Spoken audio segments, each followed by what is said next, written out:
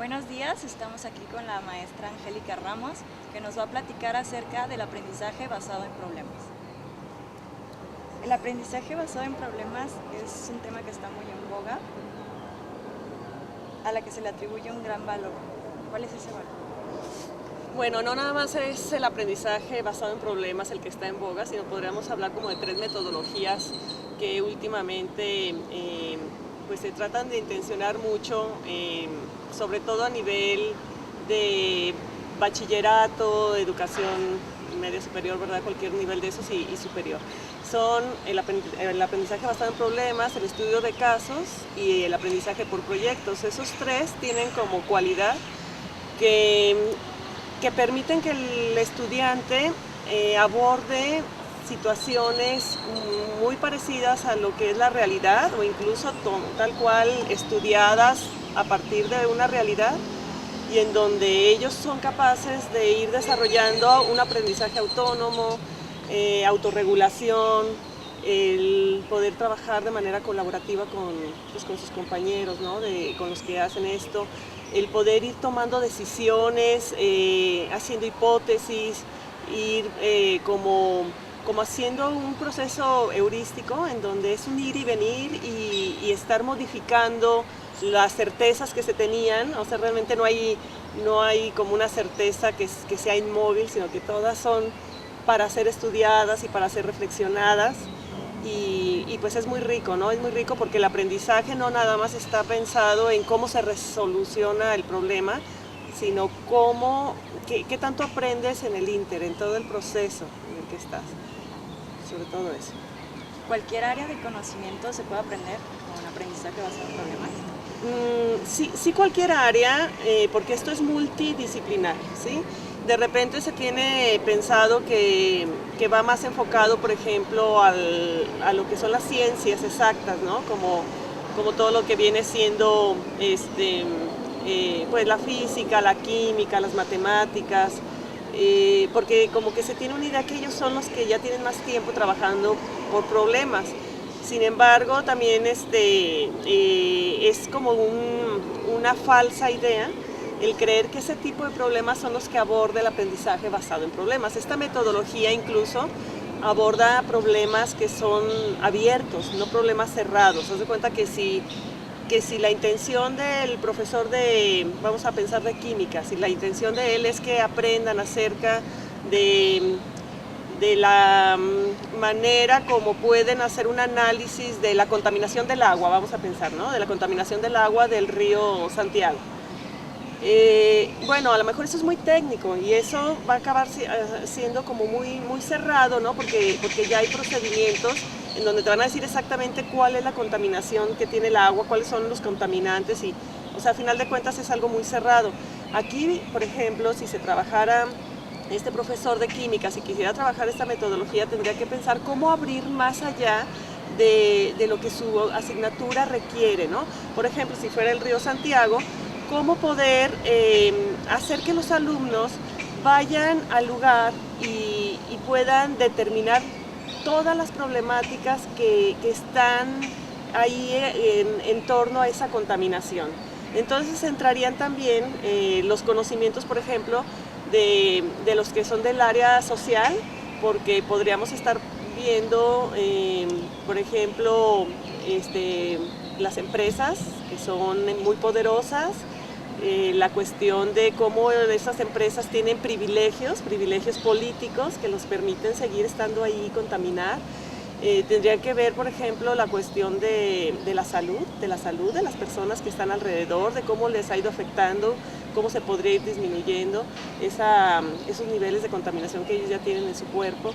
Y tendría que ver con las cuestiones económicas, con las cuestiones sociales, políticas. Entonces, si te fijas, es como abrir el panorama. O sea, no nada más nos vamos a dedicar a ver los contaminantes del lago, sino todo lo que está alrededor de esa problemática, ¿no? Como ir al fondo de la raíz, en donde podríamos hablar de la globalización, o sea, de el neoliberalismo, ¿sí? O sea, hay muchos temas que se pueden involucrar. Entonces, realmente esta metodología quisiera que fuera transversal en muchos conocimientos, ¿no? Que fuera colegiado, mientras más enfoques tenga, es mucho más complejo y más rico, ¿no?, el aprendizaje. Entonces realmente no hay así como el decir es exclusivo para estas áreas, no. Depende de cómo el profesor pueda de veras ayudar a sus alumnos a que le encuentren a una situación problemática todas las vertientes que tengan. ¿Y cuáles crees tú que serían los desafíos que se encuentra utilizar esta metodología a nivel institucional? Bueno, yo creo que son muchos desafíos porque estamos como muy inmersos en la idea de que el profesor es el que tiene todo el control en el grupo, el que lleva los tiempos, el que dice qué se va a hacer, cómo se va a hacer.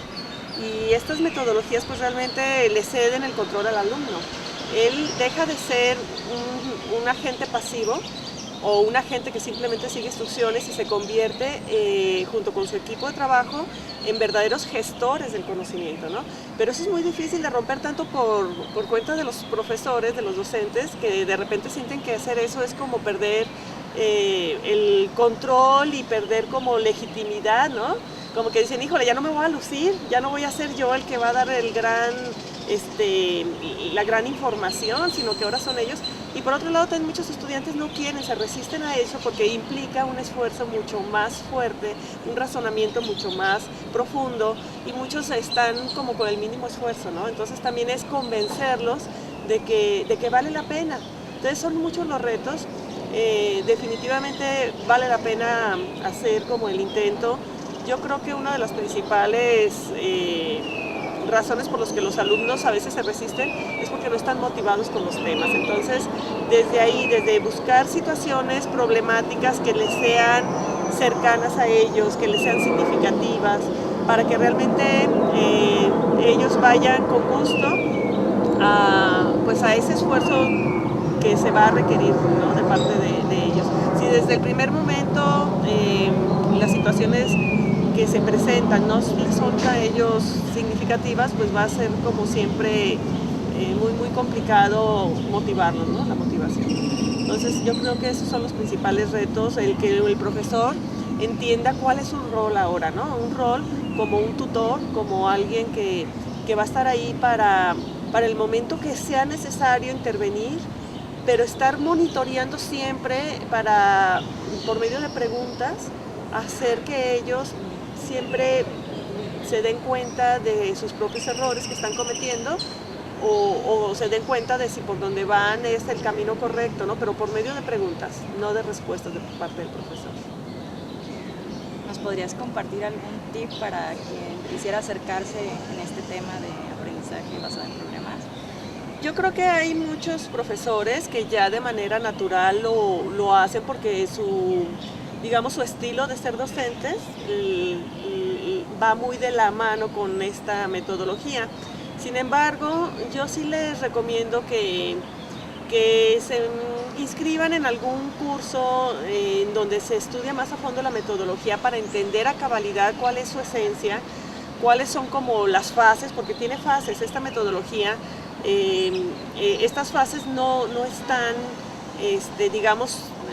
de manera inamovible, sino que son fases que tú como profesor, una vez que entiendes bien, tienes la posibilidad de hacer muchos ajustes, de decir esta fase mejor no la pongo aquí o esta me la quito definitivamente y mejor añado esta otra, pero no puedes hacer eso mientras no tengas muy claro en qué consiste la metodología. Entonces yo sí los invito, ¿verdad?, a que se metan a estudiar cursos y a que lo intenten. O sea, esto es solamente experimentándolo se puede aprender. Muchas gracias por venir aquí a compartir tus conocimientos con el equipo de Fronteras Educativas. No, gracias a ti.